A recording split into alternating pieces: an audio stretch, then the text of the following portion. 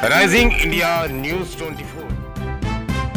Actually 2025 में former chief minister that time she was chief minister थी, waste Bengal का chief minister थी। तो रेड रोड में नमाज का एक धर्मीय अनुष्ठान हो रहा था मुस्लिम लोगों का ईद के दिन।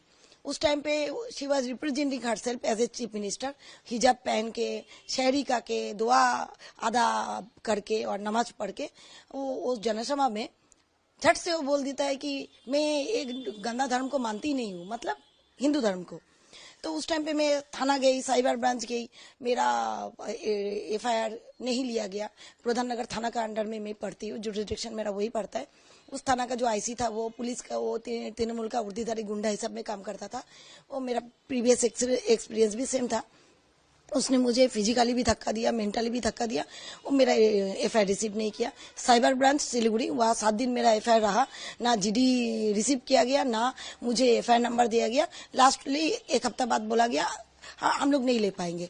तो मैं वेट कर रही थी कि ठीक है, कभी ना कभी सरकार चेंज होगा, अपराध तो किया है, तब जाके मैं कोई स्ट्रिक्ट एक्शन लेने का लिए प्रशासन को मजबूर करूंगी।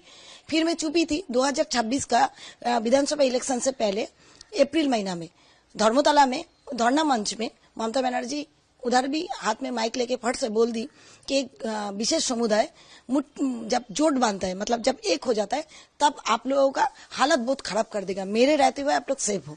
मतलब वो हिंदू वोटर को डरा रहा है, धमका रहा है कि मुस्लिम वोटर सब एक हो जाएगा तो आप लोगों का जीना हराम कर देगा, आप लोगों को बर्बाद कर देगा। मैं हूं तो मैं चीफ मिनिस्टर हूं बोल के उन लोगों को समझा बुझा के शांत करके रखा हूं। तो ये हिंदू वोटर का के लिए प्राण हानि का रिस्क है, डेंजर धमकी था।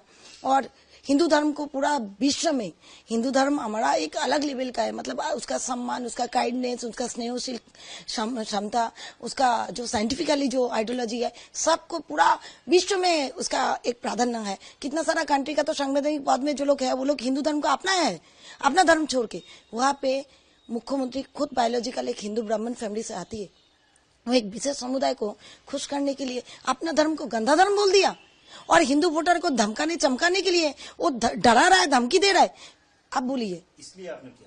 हाँ, यही 2 कारण से। मैं भी हिंदू हूँ, मुझे डर लगा कि आज अगर ममता बनर्जी हट जाएगी तब तो मेरे ऊपर अटैक होगा, क्योंकि बीइंग हिंदू मैं डरती हूँ। दूसरा, मैं हिंदू एक्टिविस्ट होकर काम करती हूँ, मैं हिंदू धर्म के लिए, हिंदू भाई बहन के लिए मैं लड़ती हूँ, लाभजात का लड़के लोगों को बचाती हूँ, सबको पता है।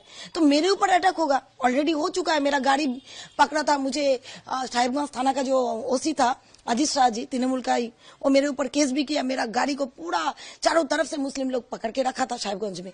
तो मैं डर गई थी। कौन कौन सा सेक्शन जो है दिया गया है? सेक्शन तो बीएनएस का मैं अपना कंप्लेन में लिखी थी 351, 351 बीएनएस, 352, 354, 356, 299, लेकिन वह 4 सेक्शन दिया। उसमें नॉन अवेलेबल सेक्शन जो 351, उसमें क्या है कि आप, और 356, ये सब में क्या होता है, आप एक समुदाय को दूसरा समुदाय से झगड़ा लगा रहे हो, वायलेंस क्रिएट कर रहे हो, प्रोवोकेशन कर रहे हो, और अपना धर्म को छोटा करके पूरा दुनिया में उसका मानहानि कर रहे हो, मतलब उसका सम्मान हरण कर रहे हो। तो कुछ अवेलेबल है और नॉन अवेलेबल ही है। 351 तो नॉन अवेलेबल ही है। तो इसका जो आप भारतीय न्याय संहिता आप अगर पढ़ोगे, जो 2023 में आपका इम्प्लीमेंट हुआ है, उसमें देखो कि संगीन अपराध है, जामीन अयोग्य अपराध है और संगीन अपराध है, क्योंकि पूरा देश का वो मुख्यमंत्री नहीं थी, वेस्ट बंगाल का थी। वो पूरा देश में जितना हिंदू धर्मावलंबी है सबको इंसल्ट किया, और हिंदू वोटर्स को इतना धमकाया चमकाया, जबकि मेजोरिटी हिंदू ही है। अब क्या चाहती है? अब मैं चाहती हूँ उनको 2 चीज सिखाने। फ्रीडम ऑफ स्पीच का एक बाउंड्री होता है, संवैधानिक पद में रह के आपको कलर, कास्ट, धर्म देख के बात नहीं करना चाहिए। फ्रीडम ऑफ स्पीच का भी एक लिमिटेशन होता है। दूसरा बात है कि आप यही धर्म के बारे में अगर मुस्लिम समुदाय को आप बोलते हो कि आपका धर्म गंदा है, तो आपका सर तन से जुदा हो जाता, सरकारी प्रॉपर्टी तोड़फोड़ होता, आपका समर्थक के ऊपर हमला होता, आपका घर पे होता। हम लोग बहुत सहनशील है, हम लोग बहुत काइंड है बोल के आप हम लोग को जो इच्छा वो बोलोगे, हम लोग को धमकाओगे चमकाओगे। इसका अंत होना चाहिए। भारतीय न्याय संहिता में ये दंडनीय अपराध है, वो अपराध का सजा आपको मिलना चाहिए। उसके लिए आपको ट्रायल भी फेस करना है, आपको बेल भी लेना है, और आपको इसका सजा भी पाना है। वहां तक मैं जाऊंगी। मैडम, जबकि तृणमूल गवर्नमेंट था ममता बनर्जी के राज में, ये आपने कहा है कि आपका जो कंप्लेन ये थाने में नहीं लिया गया, अभी लिया जा रहा है, क्यों ऐसा क्यों हो रहा है? आप तो आपका जो कंप्लेन था वो क्यों एक्सेप्ट नहीं किया जा रहा था उस टाइम? पुलिस वाले क्या कह रहे थे और अभी क्या कह रहे हैं? देखिए उस टाइम पे पुलिस मंत्री कौन थी? वही थी। बहुत सारा department she was handling. Police मंत्री वो थी, चीफ मिनिस्टर वो थी, पुलिस प्रशासन को वही कंट्रोल करती थी। तो जाहिर सा बात है तृणमूल था, वो तो मुख्यमंत्री थी, फॉर्मर चीफ मिनिस्टर, उनके ऊपर तो लेगा ही नहीं। दैट टाइम तो वो प्रेजेंट मुख्यमंत्री थी। तृणमूल के एक छोटा कर्मी के विरुद्ध भी आप अगर एफआईआर करने जाओगे, ज्यादातर थाना आपको घुमाता था। साधारण लोगों को तो एडवोकेट लेके एफआईआर दर्ज करने थाना जाना पड़ता था।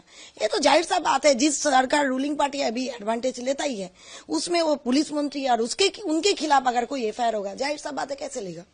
अभी इंसाफ मिलेगा आपको?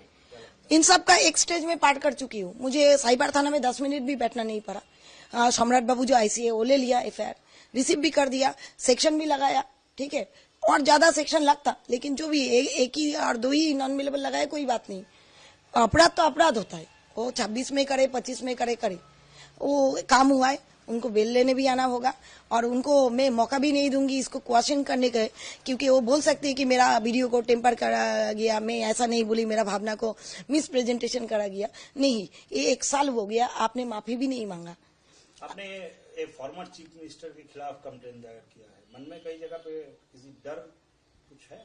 देखिए अभी तो मुख्यमंत्री नहीं है, पावरलेस है। हाँ, उनके पास मानी पावर है, उनका दल है, लेकिन उस टाइम पे तो चीफ मिनिस्टर थी। तब अगर मैं एफआईआर दर्ज करने थाना तक जा सकती हूँ, 7 दिन में साइबर ब्रांच में बैठ सकती हूँ, तो एक कौन सा बात है? देखिए डर, और रविन्द्रनाथ टैगोर क्या बोला था, वो कि आदमी मरने से पहले बहुत बार मर जाता है डरने से। मैं डरती नहीं हूँ। देखिए जो चीफ मिनिस्टर अगर आपको धमकी देता है कि आप मुझे वोट नहीं देंगे तो मुस्लिम लोग आपको, एक विशेष समुदाय आपके ऊपर अटैक करेगा, वहां डर डर के और कितना जिएंगे? खुल के तो एक दिन आना ही पड़ेगा। तो मैं उसी टाइम पे स्टेप ली थी। डर नहीं है, जीना है, मरना है। देश और दुनिया का सबसे तेजी से उभरता हुआ news channel rising India news 24 channel को सब्सक्राइब करें, लाइक करें और वीडियो को शेयर करें।